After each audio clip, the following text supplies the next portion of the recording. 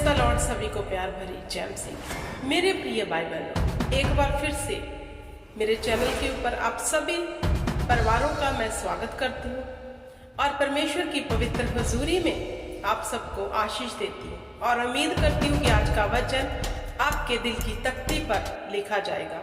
इस वीडियो को अंत तक सुनना, इन वचनों को अंत तक सुनना। हालेलुया। आज जो मैं टॉपिक लेकर आई हूँ मेरे प्रिय भाई बहनों, वो ये है, बाइबल के अनुसार मसीही चाल चलन कैसा होना चाहिए। बाइबल के अनुसार, वचन के अनुसार हमारा मसीही जीवन कैसा होना चाहिए। क्या आप जानना चाहते हैं? हालेलुया। हम क्यों नहीं बढ़ पा रहे, हम क्यों नहीं फलवंत हो पा रहे, हम क्यों नहीं रोगों से छुटकारा पा रहे?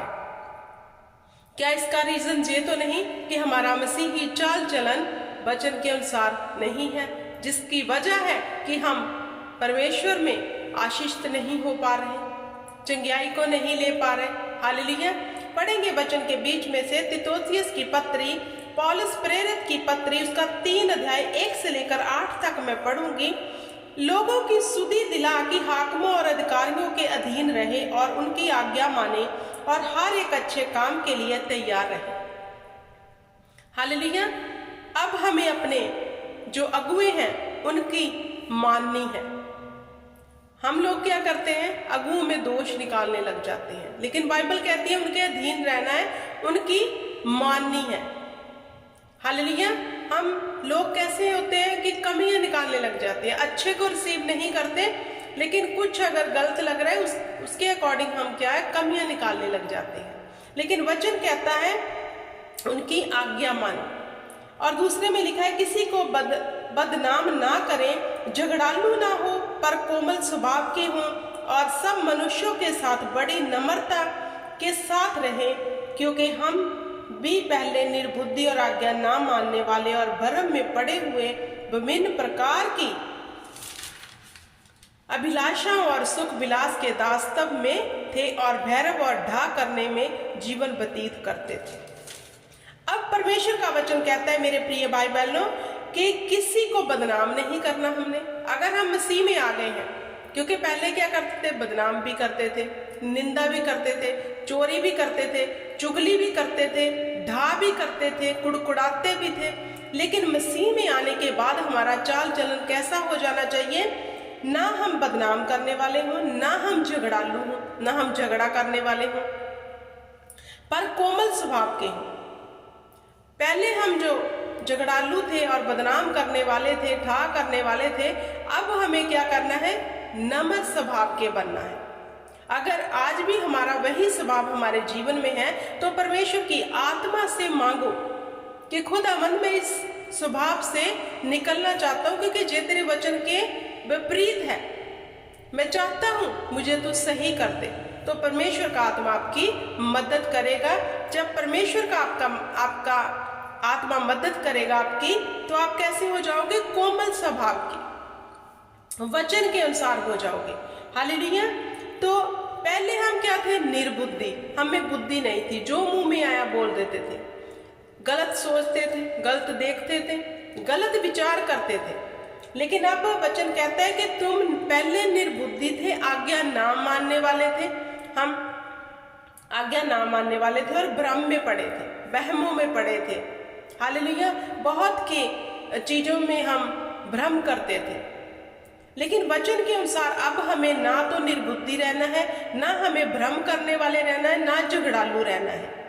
हालेलुया। अगर आज भी हमारे जीवन में जो बातें चल रही हैं, यही चीजें हैं जो हमारी डिले का कारण है, यही चीजें हैं जो हमारे देह को रोगी बना के रख रही हैं, क्योंकि हम वचन क्या है? तोड़ रहे हैं।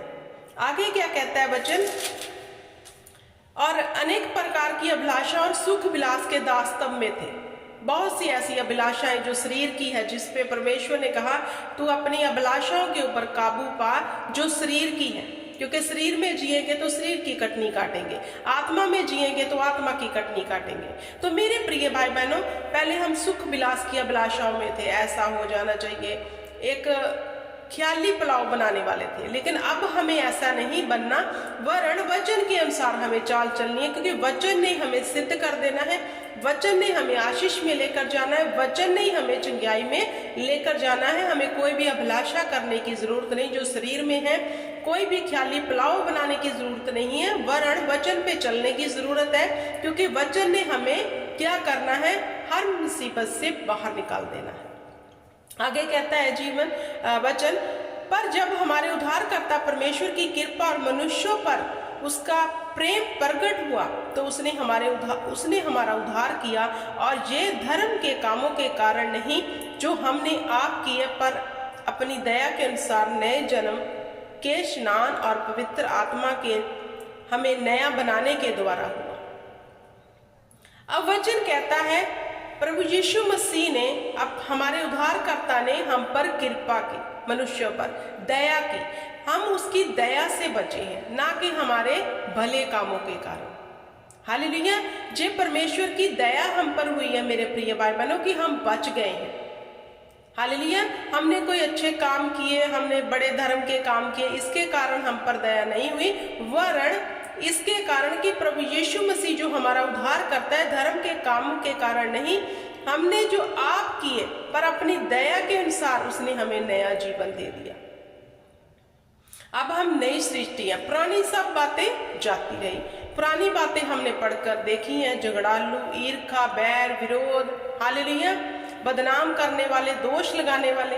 तो अब जब हमें उसने नया कर दिया तो नए में तो नई चीजें आनी चाहिए, प्रेम, हालेलुया, मिलाप, हालेलुया, दूसरे को आशीष देने वाले, दूसरों को श्राप देने वाले नहीं। हालेलुया। तो नए में हमने नई चीजें लेकर आनी है जो परमेश्वर के वचन के अनुसार है। जैसे उसने हम पर दया की ऐसे हम भी तरस करने वाले होने चाहिए। हालेलुया। जिसने उसे हमारे उद्धारकर्ता यीशु मसीह के द्वारा हम पर अधिकाई से उड़ेला, जिससे हम उसके अनुग्रह से धर्मी ठहर कर अनंत जीवन की आशा के अनुसार वारिस बने। हम प्रभु यीशु मसीह के नाम से धर्मी ठहरे हैं, हमारे अच्छे कामों से नहीं। हालेलुया।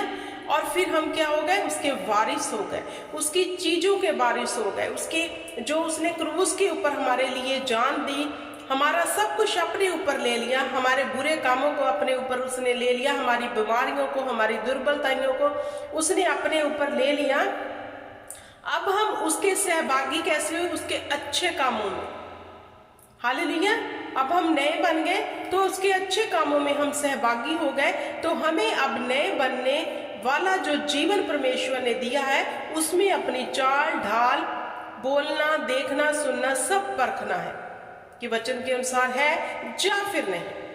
हालेलुया। जे बात सच है और मैं चाहता हूं तो इन बातों के विषय में दृढ़ता से बोलो, इसलिए कि जिन्होंने परमेश्वर पर विश्वास किया वह भले भले कामों में लगे रहने का ध्यान रखे, जे बातें भली और मनुष्य के लाभ की है।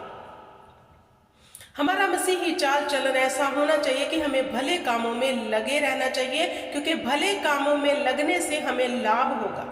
अगर हम आज भी वही बदनामी करने वाले, ढा करने वाले, झगड़ालू, ईर्खा करने वाले, दोष लगाने वाले हैं तो हम नुकसान में हैं, जिसके कारण हम शरीर से, अपने जीवन से इन समस्याओं को जाता नहीं देख रहे।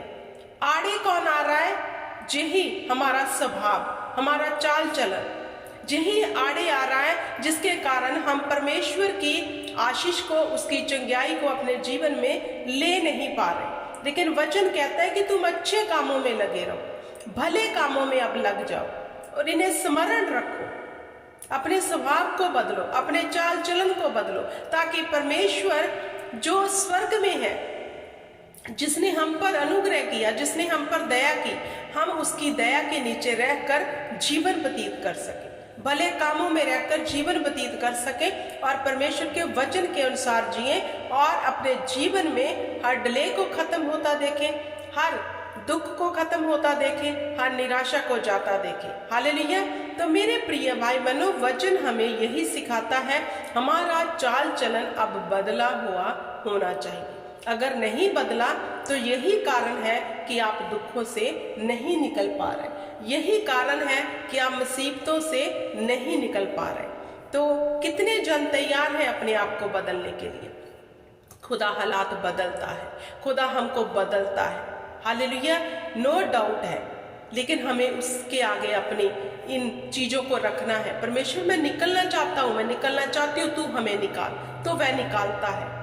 हालेलुया। जब तक हम कहेंगे नहीं, जब तक हमें ये लगेगा नहीं कि हमारा स्वभाव वचन के अगेंस्ट है, हम इस बात को समझेंगे नहीं, तो कैसे मांगेंगे? आपको लगता है जो जैसा चल रहा है वैसा चलने दो, नहीं, ये ठीक नहीं है। हमें देखना है कि ये मैं कड़वा बोल रहे हैं तो ये वचन के विपरीत है, मैं गाली निकाल रहा हूँ तो ये वचन के विपरीत है, मैं बदनाम कर रहा हूँ, दोष लगा रहा हूँ, ये तो वचन के विपरीत है।